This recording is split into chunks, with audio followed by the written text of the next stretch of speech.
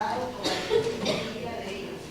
Pero cuando vi que no andaban rectamente conforme a la verdad del Evangelio, dije a Pedro, delante de todos: si tú, siendo judío, vives como los gentiles y no como judíos, ¿por qué obligas a los gentiles a judaizar?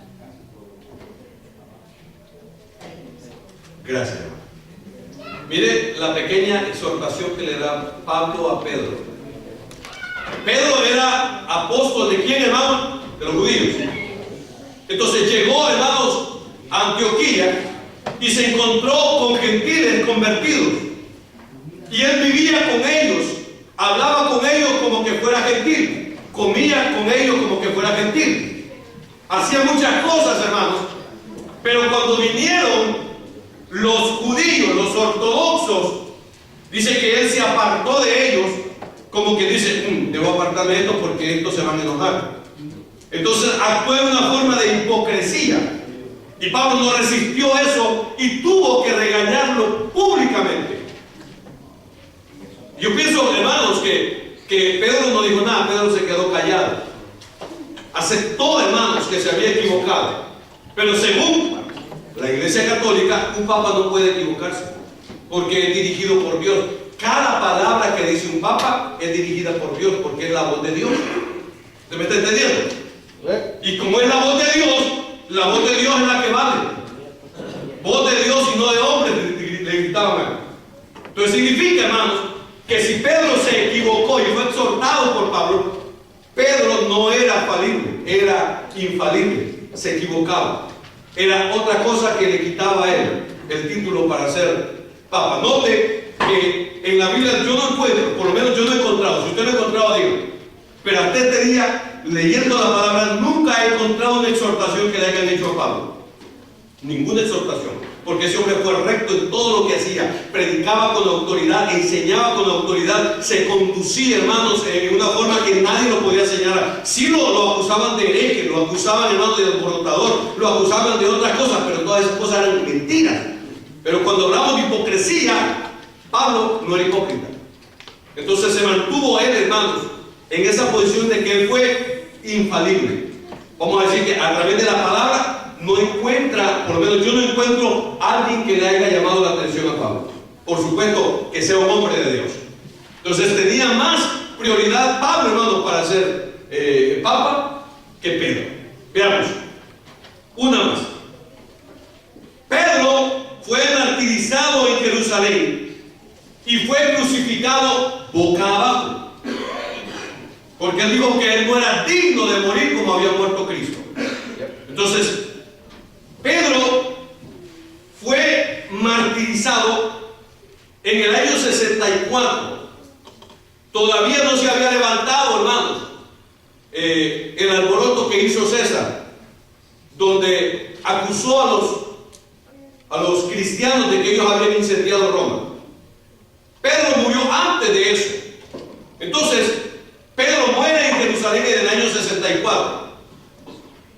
Si usted nota, los católicos dicen que Pedro murió aproximadamente en el año 65, del 65 al 66, porque él en el año 41 fue movido y promovido para Roma. La iglesia que no había fundado, esa iglesia la fundó Pablo. Ahora, sí podemos hablar de Pablo como hombre que fue martirizado en Roma. La Biblia dice, hermano, que en su última carta que escribe Pablo, él dice: ya pronto voy a ser condenado. Y fue, hermanos, entre el año 67 y el año 68 después de Cristo, que Pablo fue martirizado, pero no fue crucificado. ¿Por qué? ¿Por qué no fue crucificado Pablo? Primer punto, porque no fue juzgado por los judíos. No fue juzgado, fue juzgado por la ley de Roma. Entonces, según la ley de Roma, como él era ciudadano romano, no podía caer en semejante humillación. Un romano no podía morir de esa manera, porque los que podían morir eran los judíos, pero no un romano. Entonces, Pablo no murió, hermanos, crucificado. ¿Cómo murió Pablo? Decapitado, porque era una forma de honra, una forma de decir: Pero morir crucificado, hermanos, era una humillación. Entonces, hagamos conclusiones. Cuando hago la comparación entre Pedro y Pablo, por supuesto que el líder de la iglesia de Roma fue Pablo. El que nunca fue disciplinado fue Pablo. El intelectual fue Pablo. El soltero fue Pablo.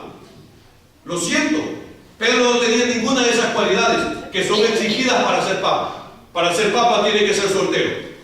Para ser papa tiene que ser un intelectual conociendo muchos idiomas. No pueden tomar a un neófito, no pueden tomar a alguien que no conoce, hermano, cultura general. Los papas deben de conocer cultura general.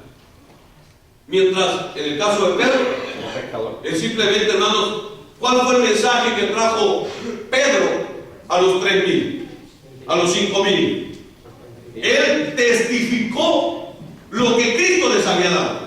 Él simplemente lo que escuchó de Cristo lo transmitió. Él predicó su testimonio. Mientras que Pablo, dice la Biblia, que contendía contra quién, hermano, contra los que tenían una doctrina diferente. Alabado sea el nombre del Señor. Tarea para dentro de 15 días. Si usted creyó que se me había olvidado, se equivocó. ¿Cuál fue la primera religión que nació en la iglesia cristiana? ¿Cuál fue la primera religión que nació? O sea, del núcleo cristiano surgió una religión. ¿Cómo se llama esa religión? ¿Cuál fue la primera religión que nació dentro de la iglesia cristiana? Bendito el nombre del Señor.